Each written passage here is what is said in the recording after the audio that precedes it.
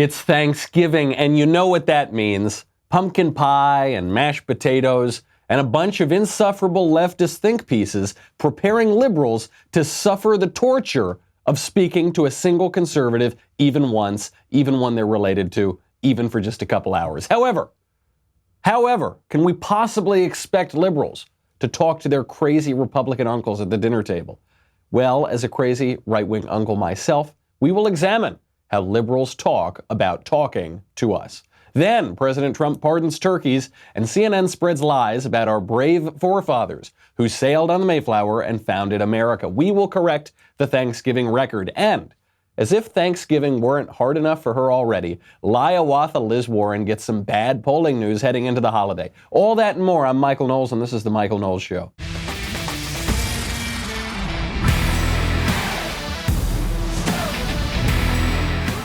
How are they going to do it? How are our poor left-wing relatives possibly going to endure the torture and suffering of having to speak to conservative relatives at the Thanksgiving table? That is the question posed by left-wing outlets every single year. This year, from Alternet, how to talk impeachment with your right-wing uncle over the holidays. That's me, by the way. They're right. That entire piece is about me. The Independent, how to deal with your Trump-loving uncle this holiday season. Market Watch, this is from Market Watch Opinion, how to win every economic and political argument with your family this Thanksgiving. Now, Market Watch, in their headline, they try to make it seem like it's balanced, like it could go either for the left or for the right. But then you read the article, you realize it's all just about how to deal with your crazy conservative uncle. It's all just about how to refute right-wing arguments. Also from Market Watch, how to talk about the economy with your family at Thanksgiving. Same thing. It seems like it's balanced, but it's actually just about how to refute conservatives. That piece begins, if your uncle corners you at Thanksgiving dinner, corners you, like all us conservative uncles do, and starts talking about how the U.S. economy is the best it's ever been, what should you do? How should you respond? Beyond the think pieces, Bernie Sanders himself has some advice on how to deal with your conservative uncle at Thanksgiving. If you're going home and getting nervous about arguing with your mom or your dad or your aunt or your uncle, I think the point to be made is that what we are fighting for, the values that we are fighting for, are really not new values. I mean, they go back literally thousands of years. The right that we treat each other the way we want to be treated.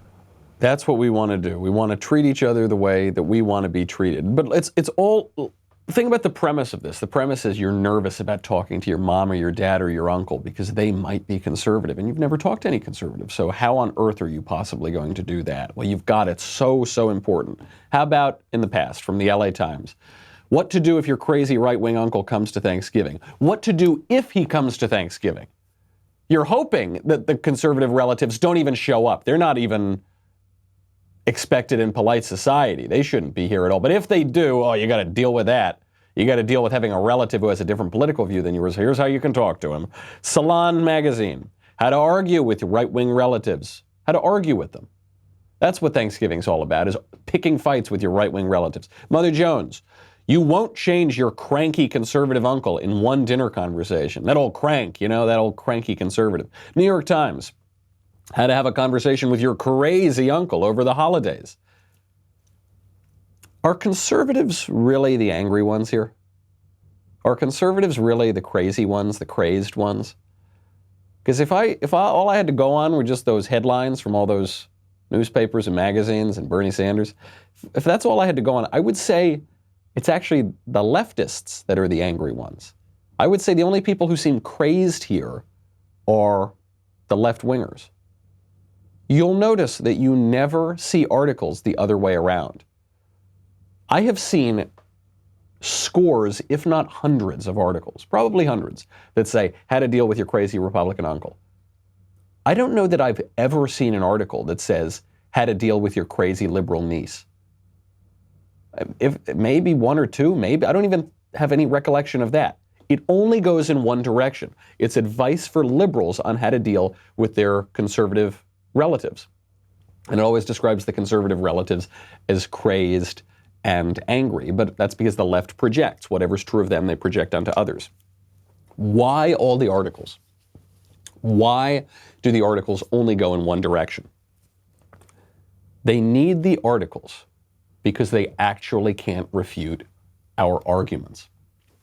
We will get into this a little bit more. We'll get into the real studies on whether or not people fight over the Thanksgiving dinner table on politics. First, I've got to thank our friends over at Last Coat. Let me tell you, I live in LA, so it doesn't rain here a whole lot. When it does rain, it is like the floodgates are opening and it's like I'm Noah in the ark. Very important, especially this time of year, to protect your car from water, from dirt. We get a lot of that in LA, from salt. We get a lot of that from the sun. We get a lot of that. All of these things can combine and rot away your car. You just don't want that. It doesn't look good. It's not good for the car. That's why I want to tell you about the Last Coat. It is a proprietary, versatile, and durable, all-in-one, easy-to-use, all-surface, do-it-yourself coating that gives cars a slick, mirror-like finish in minutes. It looks so good. Also, it's very good for glass, vinyl, leather, stainless steel countertops, electronic screens, that black mirror, most fabrics, a lot more. It's an unbelievable product. It's also a great gift idea, especially for that car lover in the family. Sometimes it's a little hard to pick out a gift for dad or for uncle, maybe your crazy uncle at the dinner table. This thing is so great. Almost certainly they don't have it. This is a pretty new technology. It creates a protective shell on your car that protects the car from UV rays, road salt, abrasive soaps, extreme temperatures, which happens a lot around this time of year, and more. The protection and coating lasts for up to 6 months. Got thousands of 5-star reviews online, so you don't just need to take my word for it. 100% made in the USA, 365-day money-back guarantee, and for a limited time, my listeners get a 25% discount on a 16-ounce bottle of The Last Coat. It is the most durable, all-surface do-it-yourself coating technology on the market.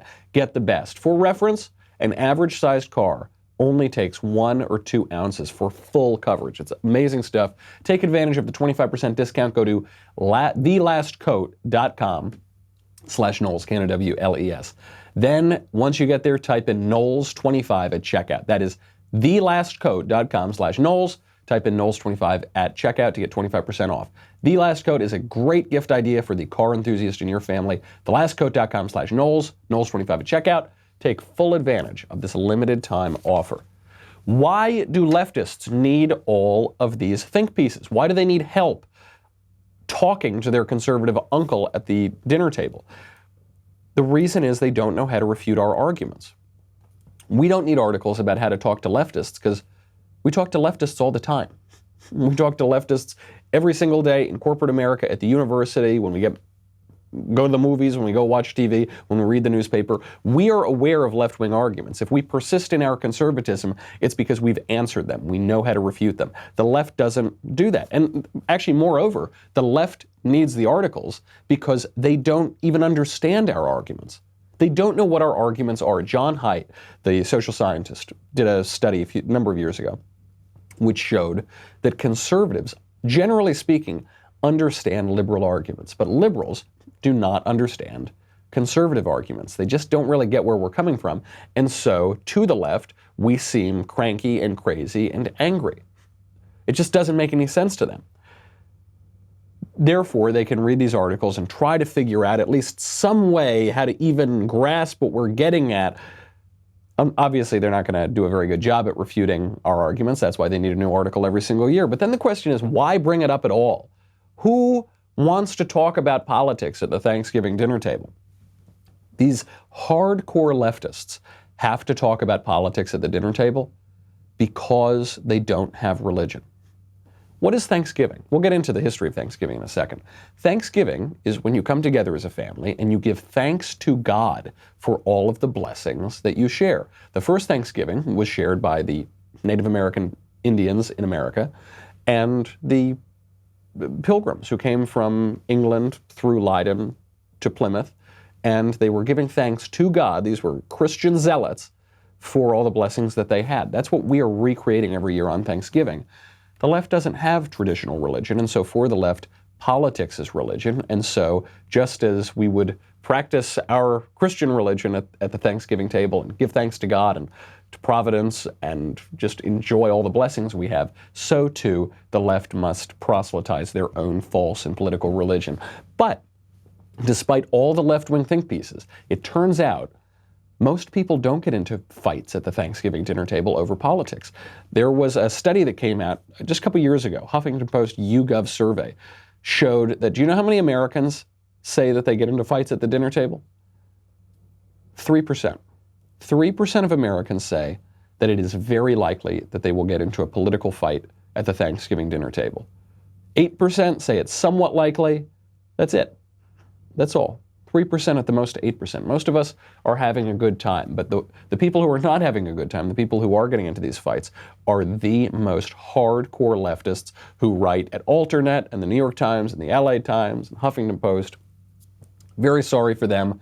Very sad sort of state of affairs for them. But the rest of us are going to have a very good Thanksgiving. Speaking of a good Thanksgiving, you know, I caught a little bit of flack yesterday because I opposed President Trump's decision to turn animal cruelty from a state crime to a federal crime, and I opposed it on federalist grounds, and I just thought it was kind of an inverted way to look at the moral order. So I caught some flack. People said, I don't like animals. Well, let me tell you something. I'm a big fan of animals, especially the ones I get to eat at the Thanksgiving table, but I actually support President Trump's decision yesterday to have some leniency on animals and to pardon the 2 Thanksgiving turkeys, bread and butter. He did an absolute great job at the pardon. Here he is. Thankfully, bread and butter have been specially raised by the Jacksons to remain calm under any condition, which will be very important because they've already received subpoenas to appear in Adam Schiff's basement on Thursday. It's true. Hundreds of people have. It seems the Democrats are accusing me of being too soft on turkey. But bread and butter, I should note that unlike previous witnesses, you and I have actually met. It's very unusual. Very unusual. In any event, I expect this pardon will be a very popular one with the media. After all, turkeys are closely related to vultures. I don't know if I like that line, but there is a little truth to it. I love him. I just love him. I can't help it. When he does things like that, I just love the guy. Even down to, he's got all these lines, right? The making fun of Adam Schiff, making fun of the whole impeachment inquiry, how at least he's met the turkeys, unlike most of the other witnesses. And then he gets that last line about the media being like vultures. And that classic show business of Trump kicks in. He says, I don't know if I like that line. That's a little bit weak, but whatever. I guess it's true. He's just so, what you see is what you get. It's so authentic, really funny. Great way to use the turkey pardoning tradition. So I not only support the pardon for the turkeys, for these turkeys, bread and butter, I do support the tradition overall. We'll get into a little bit of how that started, what it means, why it's great for politics, then so much more to get to on the history of Thanksgiving. First, I got to thank our friends over at Movement. I knew that it was time to get to this because I have a very sleek Movement watch. Black Friday is here, and Movement watches are having the biggest sale of the year. For a limited time only, every single thing at mvmt.com, movement.com, is on sale. That's hundreds of premium watches, blue light glasses, sunglasses, jewelry styles, with a fresh new discount just in time for the holidays and all of your gift-giving needs. I will tell you, last year, I bought all sorts of presents for my family. And luckily, because we've got a good partnership with Movement, I was able to get a discount on some Movement products. So I got 2 watches. Got a couple watches for my family. I gave a watch to my father last year. And I thought, okay, we'll see, you like the show. Hopefully you'll like the watch. I obviously like my watch. This was the best gift I gave all year. It went over so well because it's a fabulous gift. Movement watches are designed in-house. They are extremely sleek, clean. They won't break the bank. I've gotten more comments on my Movement watch than any other watch I've ever owned. Same thing is true of my dad. Same thing is true of other family members. Movement watches are an affordable option, clean design, minimal, really, really high quality stuff. Movement has sold almost 2 million watches in over 160 countries. 2 million people can't be wrong. Shop their biggest sale of the year right now at mvmt.com. Use code HOLIDAY19 at checkout and get free shipping and free returns by going to mvmt.com, code HOLIDAY19. Trust me, you are going to be a hero this holiday season with Movement. mvmt.com, join the movement. So Trump pardoned the turkey, part of a great tradition. This began, the turkey pardoning at the White House began actually as part of a lobbying campaign well over half a century ago, because the Truman administration wanted to conserve resources, so they were promoting meatless Tuesdays and poultryless Thursdays. That last one doesn't really roll off the tongue, does it? They could have done meatless Mondays. That at least has alliteration. But they didn't. Meatless Tuesdays, poultryless Thursdays. And poultryless Thursdays coincides with Thanksgiving, so people were very upset. So the industry in 1947 presented Truman with a turkey as a gift to promote the industry. Now, this didn't technically begin the turkey pardon tradition because Truman did not pardon the turkey. He killed the turkey and cooked it and ate it, because back in those days, Americans were real men. JFK then, well, actually, Eisenhower then continued the tradition. So Eisenhower continued the tradition of receiving the turkeys. He also did not pardon them. He ate the delicious turkeys. You get to JFK. JFK, Democrat, started the tradition of not eating the turkey in 1963. Interestingly, he pardoned the first turkey. He didn't call it a pardon, but he decided not to eat it 4 days before his own assassination. And that was the beginning of this trend. But it was not a pardon, because what JFK did was he took the bird, sent it back to the farm, and he said, quote, "We'll let this one grow." So it wasn't a pardon, it was a reprieve so that he could fatten the turkey up more and eat it next year. Unfortunately, he never had the chance to. Then Nixon administration comes along. Nixon let a few turkeys go. Then Carter refused to even accept the turkeys. He was so hoity-toity. He thought it was a ridiculous tradition. He wouldn't even accept the gift. The first president to pardon a turkey, the Gipper, good old Ronald Reagan. He obviously had a good relationship with the animal kingdom. He was friends with Bonzo from that wonderful movie Bedtime for Bonzo. So he let the turkey go. And this was all show business, just like you saw with President Trump. Trump uses the turkey pardon and the media circus around it to push his agenda on impeachment.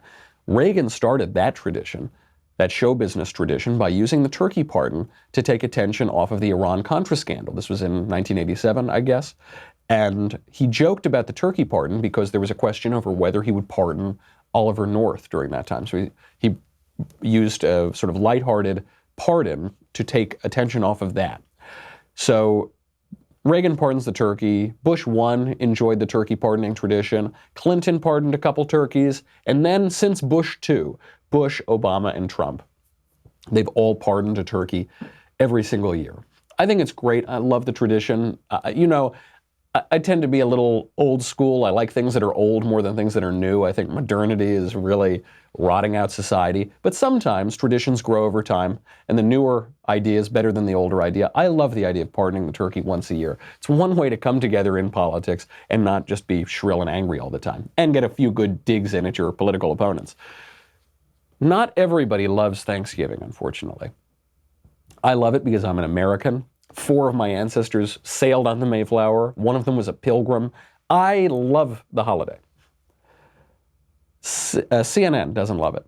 The left doesn't love it. CNN actually ran a piece about how everything we think we know about Thanksgiving is wrong, and how actually the leftist revisionist history is right. And what they're banking on is that nobody knows the actual history of Thanksgiving, but they're wrong, because I've been very interested in the history of Thanksgiving for most of my life. It's not just CNN. I mean, various universities have been teaching classes on this in recent weeks. Here is the revisionist history being pushed by CNN. Let's see why it's wrong about our forefathers on the Mayflower. Most of American history depicts a hospitable first Thanksgiving. 1621 grateful pilgrims in the New World offer a warm invitation to Usamiquin and members of his Wampanoag tribe. But the chairman of the Mashpee Wampanoags calls that depiction a myth. You know, we sent 90 men over to the first settlers to see why they were shooting guns and practicing arms, to say, hey, what are you preparing for? And they were preparing for some kind of war to take our people down. And so we sat down with them to have a discussion and let a feast.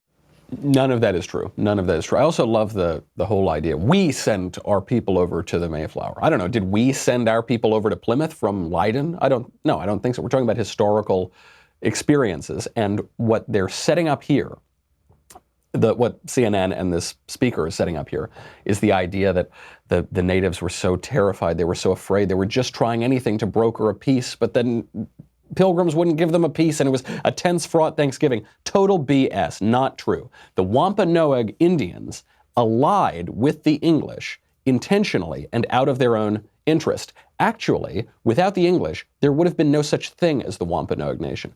So our best ally that we had, our best ally, when we sailed on the Mayflower and landed at Plymouth, the best ally of the Englishmen was a Pokanoket sachem named Massasoit. Massasoit was a Pokanoket, and his tribe had been devastated by smallpox in years before that. When the English arrived, Massasoit sent Squanto. Squanto was a Patuxet Indian who was being held as prisoner by Massasoit. He sent Squanto to help broker an alliance. Why did Massasoit send Squanto? Because Squanto, talk about the hand of Providence on the sailing of the Mayflower and the founding of America. Squanto was possibly the only Native American in the entire Western Hemisphere to have a command of the English language. Why is that? Because Squanto had lived in Spain and England, and he had been captured by explorers, brought to Spain. He was as a slave in Spain. Franciscan monks bought Squanto, freed Squanto, almost certainly baptized him a Catholic, which is very funny that a Catholic Indian would be the one to help save the Puritan Pilgrims. Story for another time. He's freed. They then put him on a ship, get him to London. Squanto lived in London, actually talked with the Pilgrims about the various streets of London, sails back to the New World, somehow hops a ship, makes it back to his old people, the Patuxets. The Patuxet tribe is totally wiped out. He makes it down to the Pokanoket, Massasoit. He's then held captive there. And then the Pilgrims land at Plymouth accidentally. They were trying to sail to Manhattan. They get blown off course. They land exactly where the only Indian who speaks English fluently, who is a Catholic, who understands their religion and their native country, happens to be, and Squanto brokers a peace. If you don't believe in Providence because of that, I don't know what other evidence I could possibly show you. But Squanto brokering that peace was a huge advantage to Massasoit, because Massasoit and the Pokanoket Indians were not just some helpless victims here. They were not being just absolutely destroyed and oppressed by the English.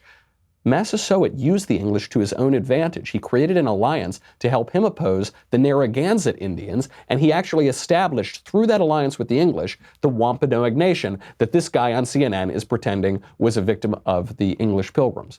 The Wampanoag Nation would not have existed without the English. How did the peace break down?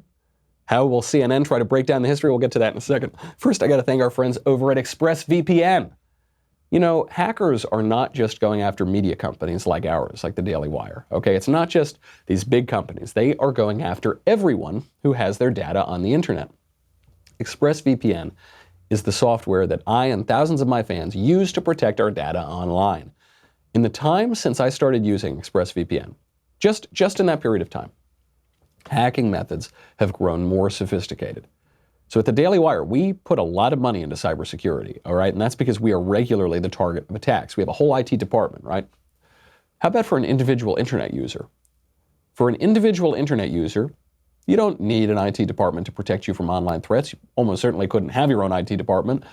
But what you do need, what will protect you, is ExpressVPN. I've been talking about ExpressVPN on my show for so long, you probably already understand why encrypting your network data is so important. Some of you still have not acted. Why not? Well, it's probably because you think, like I used to think, security threats don't affect you personally. But they do. Not using ExpressVPN is like leaving your front door unlocked every time you go out. Sure, yeah, nothing might happen for years and years, but when that break-in does happen, it is absolutely devastating. And listen, if you're listening to this show right now, you probably look at some pretty questionable material on the internet. In that old incognito window. You know what I'm talking about? DailyWire.com. One of the easiest ways to secure your internet data is with ExpressVPN. Click one button on your computer or your smartphone. You are protected from bad actors who want your information. It's absolutely terrific, absolutely essential. Get ExpressVPN.com right now. With my special link, ExpressVPN.com/Michael, M-I-C-H-A-E-L. You get an extra 3 months of protection for free. Protect your internet today with the VPN that I trust to keep my data safe. Go to ExpressVPN.com/Michael, M-I-C-H-A-E-L, to get started. So unlike what CNN is telling you, unlike what the leftists are telling you, the first interaction of the English with the Native Americans is quite fruitful. It's quite an important alliance. Actually, the peace that they had brokered almost broke down. It almost broke down because the English were too nice to Squanto. Massasoit wanted to recapture and kill Squanto. The English protected Squanto from being killed by Massasoit. This almost destroyed their alliance, but it survived. And then, by the way, the Pilgrims saved Massasoit's life too. So Massasoit would have died in 1623 because he became very, very ill. He was on his deathbed. The Pilgrims, to save their friend Massasoit, sent Edward Winslow. Winslow went to visit him. Massasoit called out. This is recorded with great trustworthiness. He called out, "Is it Winslow? Winslow, I shall never see you again." So Winslow comes in. The guy's on his deathbed. He can barely speak. He's losing his sight. And Winslow gave him some Western medicine. He then scraped out Massasoit's mouth, and he made him a chicken broth. After a few days, Massasoit recovered. As thanks for this, Massasoit told the Pilgrims that the Massachusetts Indians were going to attack them, and they were going to attack the English colony at Wessagusset. So as a result of this, Miles Standish of the Plymouth colony and Massasoit's forces, united, fought off the Massachusetts Indians and expanded Massasoit's power considerably and saved the English colonies. You know, the left-wing history of this makes it seem like the Indians were just like these helpless children. They weren't. They were real people. They were real adults. They had real political strategies that worked out very well with the Pilgrims. CNN goes on. Some elders say the so-called first Thanksgiving is not worth celebrating. It's the one day out of the year when all of America bows their head and gives thanks for everything that was taken from us. 83-year-old Tall Oaks, Rhode Island home is an archive of Native American history. Amongst the books and pictures and relics is a copy of a 1970 speech written by his late friend Wamsutta. This is what we were talking about yesterday, the difference between an attitude toward the world of entitlement and an attitude toward the world of gratitude, of duty, of obligation. Obviously, the people making the CNN hit have no idea about the real history of the Mayflower or the real history of those early days. But even consider the silly understanding of history to say, today is a terrible day, Thanksgiving is an awful memory, and the way that we commemorate this awful memory when the Indians lost everything and the Pilgrims gained everything is we read about it in books. There wouldn't be any books without the English settlers. There wouldn't be any American history. The person who's saying this would not be speaking in English. There would be no television. There would be no world as we see it. This is not to excuse everything the English did. This is not to vilify the Native Americans. This is not to excuse periods of history. This is to point out that history is complicated. The history we're living right now, the history that our ancestors lived 400 years ago. And to just sit and whine that history happened is absurd. I mean, it is ridiculous. It is laughable. That is a surefire way to live a miserable life. In fact, the way that CNN is describing this is that it was the beginning of the end. We, the Wampanoag, Wamsutta wrote, welcomed you, the white man, with open arms, little knowing that it was the beginning of the end.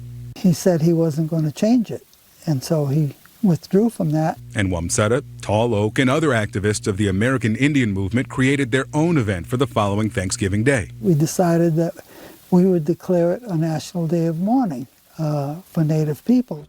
How disrespectful to those Indians, to the Wampanoags and Massasoit, to suggest that they were just these naive idiots who didn't understand that various different peoples might have interests in the New World. It's not that the Massasoit welcomed the Pilgrims with open arms. It's that he created a strategic alliance, an alliance that endured for generations afterward, and that actually was only broken by the Native American Indians. And this is where they get to their real point. The leftists always drive this point home. It has no basis in the reality of the Pilgrim experience. They call the history of Thanksgiving genocide. We're still fighting with our very own trustee, who we had treaties with, that we agreed to have a relationship back in the 1700s. And we're still fighting that fight today to have our lands. This Thanksgiving, Tall Oak, the only surviving co-creator of the National Day of Mourning, hopes that you think less about the natives' contribution to a meal nearly 400 years ago, and more about, as the plaque on the monument reads, the genocide of millions of their people, the theft of their land, and the relentless assault on their culture. It was a terrible way to show your gratitude after you've been given everything to make it possible for you to survive. Again, completely fictitious history. Massasoit died a friend of the Pilgrims. This alliance between the Pilgrims and the local Native Americans, at least the Wampanoags, obviously not the Massachusetts, that the Wampanoags and the Pilgrims united to fight off. The Massachusetts, rather, we weren't very good friends with. But this alliance between the Wampanoags and the Pilgrims endured not just for Massasoit's lifetime, not just for Squanto's lifetime. When Squanto died, he said, "Please, Englishmen, pray to me, to your God. Pray for me to your God, your English God." He was a baptized Christian. Not just for the lifetime of Massasoit's son, Alexander. That's right, Massasoit gave his son an English name, a Christian name. It actually endured all the way through to Massasoit's grandson, Philip. And Massasoit's grandson, Philip, decided to wage war on the English based on a misunderstanding, because he thought that the English had killed one of his men. The English had not done it. There is no historical evidence that they did it. And Philip waged a war that was opposed by many, many Native Americans in the region, and that war permanently ruptured the relationship between the English and the Native Americans in the region.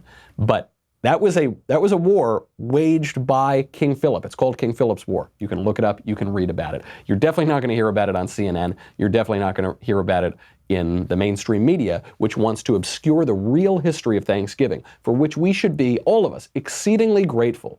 Grateful not just for the wonderful partnership between the Wampanoags and the Pilgrims, not grateful merely for the voyage of the Mayflower, but grateful to our God that we have all of these blessings since that year in 1620, when the Pilgrims sailed across the ocean and began this American experiment. We've got a lot to get to. Before we get to the mailbag, I have got to point out some really good news that the president should be thankful for and conservatives should be thankful for going into Thanksgiving. There's new testimony that was released on the Ukraine issue, on the Ukraine phone call that's apparently going to get this president kicked out if the Democrats have their way. Mark Sandy, who worked at the Office of Management and Budget under President Trump, was told to withhold aid to Ukraine. Now, he was asked what reasons he was given for withholding aid from Michael Duffy, who was a Trump appointee at the Office of Management and Budget. We now have the deposition. It just came out. And Sandy recalls that the president was concerned, quote, about other countries not contributing money to Ukraine. That the reason for the withholding of aid was because, as President Trump has said from the beginning, he didn't want to contribute aid alone. He wanted other countries to chip in as well. No word of a quid pro quo. I think that's why the Democrats dumped this deposition right before Thanksgiving when no one's paying attention. Speaking of bad news for Democrats this Thanksgiving, Elizabeth Warren. Elizabeth Warren always has a tough time on Thanksgiving. It brings back bad memories for her. She got some more bad news. Her poll numbers are collapsing. She went from 28% in Quinnipiac's last poll of the Democratic primary, that's good enough to be the top of the pack, to 14%. Half of her support is gone. Now, that's just one poll, but that's the poll that we've got. Why is it? It's because Americans hate her health care plan. You can see that in the crosstabs. She may have doomed her candidacy. Very, very sad news for her, but something to be thankful for, all of us. We'll get to the mailbag. First, we got to say goodbye to Facebook and YouTube, and I have to tell you right now, go to dailywire.com and do not purchase a membership to Daily Wire. Do not purchase. Why not?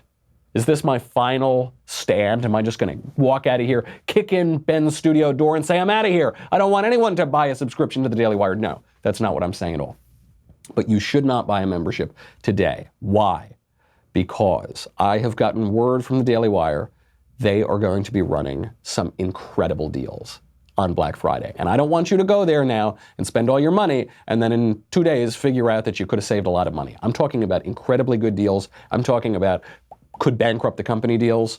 What that means for you is you should wait until, not Good Friday, you should wait until Black Friday to join. And then you will reap the amazing rewards. I'm telling you, you won't be disappointed. The amount of money that you can save on Black Friday is wild. So make sure you wait until Black Friday and then buy your membership then. We got a lot more coming up in the mailbag. Head on over to dailywire.com and then just wait until Black Friday. We'll be right back.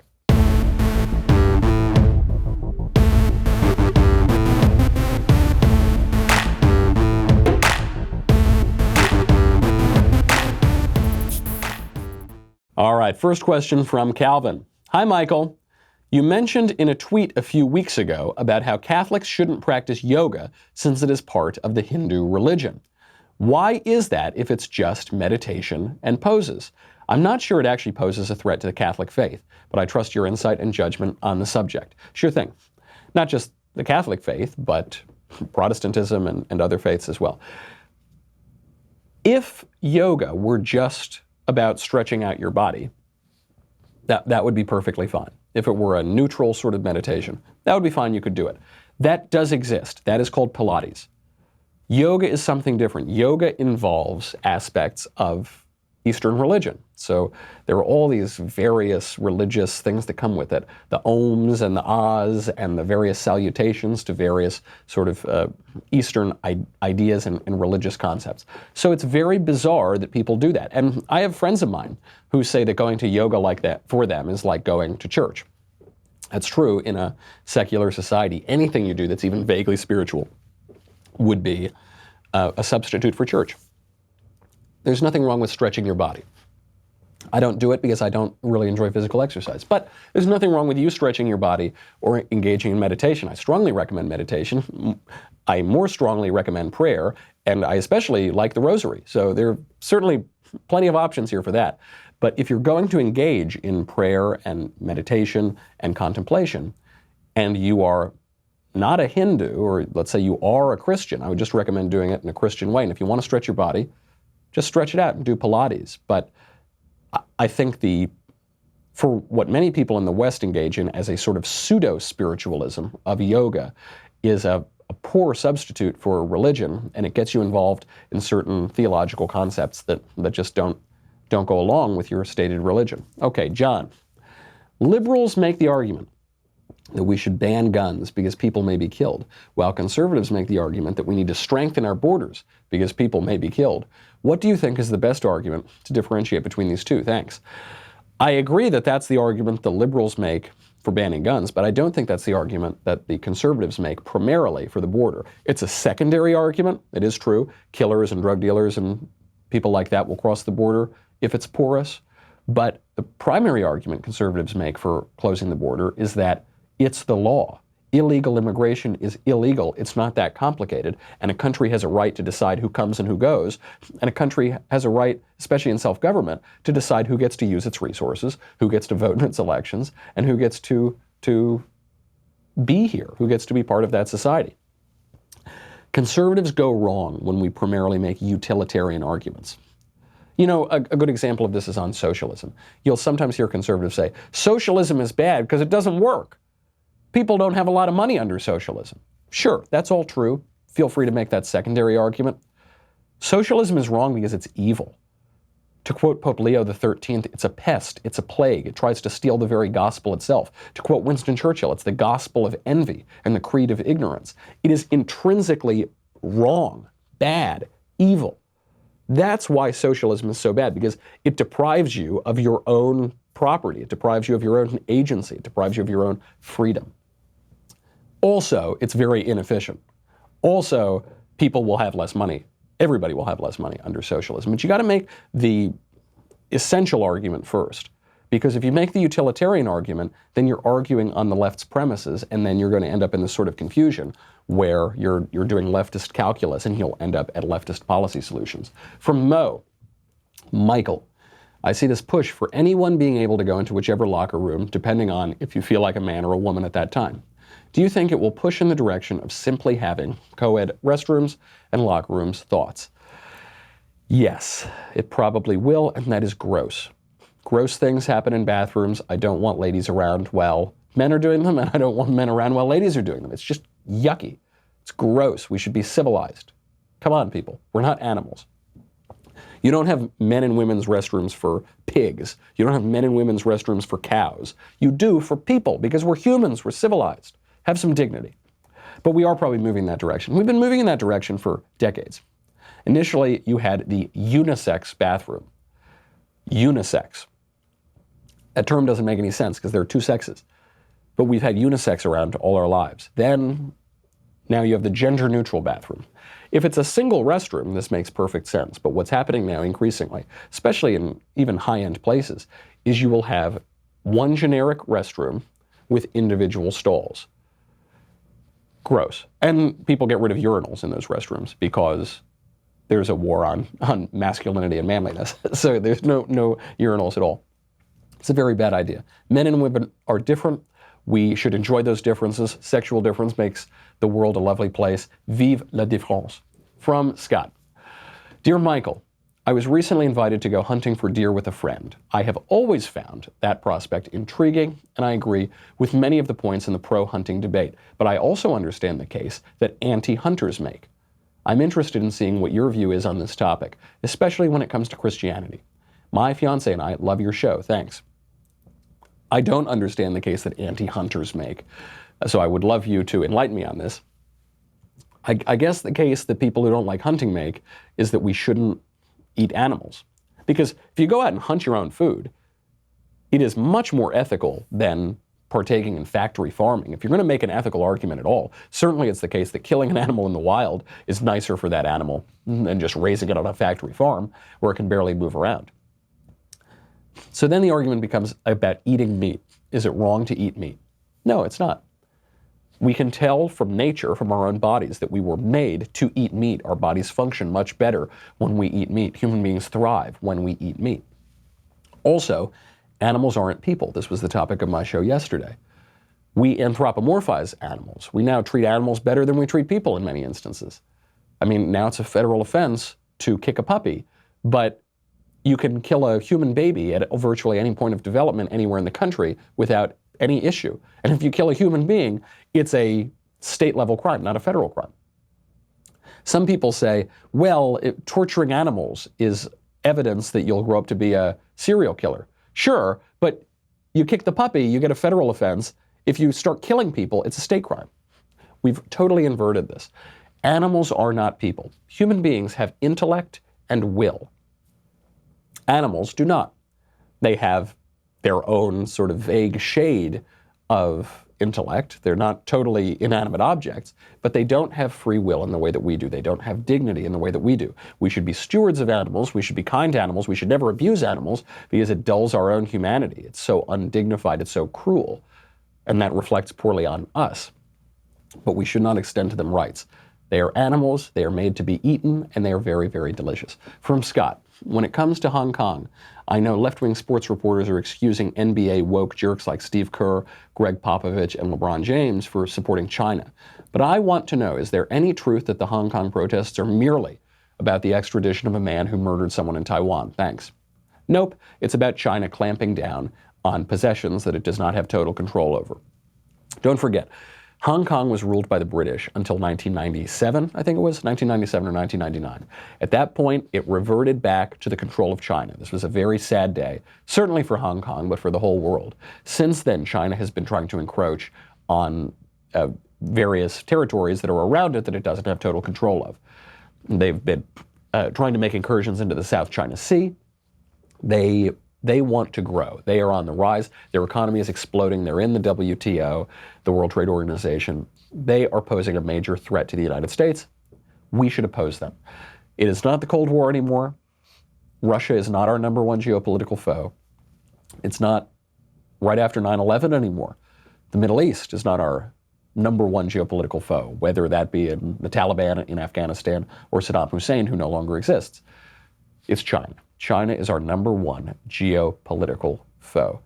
We should treat them as such, and those little quislings over in the NBA are a shame to sporting and also to the United States.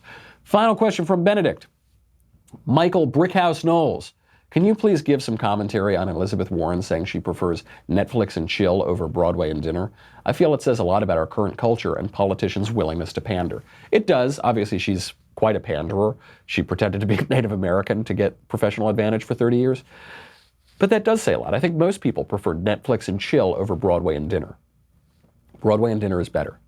Netflix and chill is lazier. It's more slothful. It's dumber. It's more about the self. It brings you into yourself more because you don't have to leave your couch. Broadway and dinner brings you out into society. You see people. You interact with other people. You see a new show. Live theater conveys more than television does.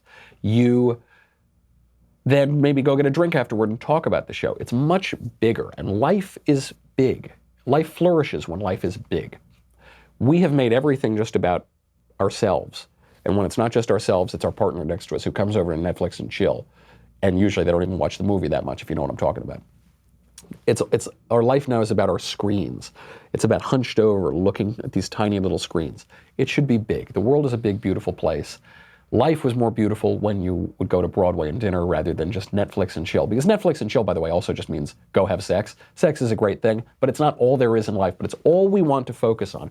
We should open ourselves up to the beauty of our country, the beauty of the world, and the grandness of life. Maybe we'll be able to do that and give thanks for that tomorrow on Thanksgiving. In the meantime, I'm Michael Knowles. This is The Michael Knowles Show. See you then.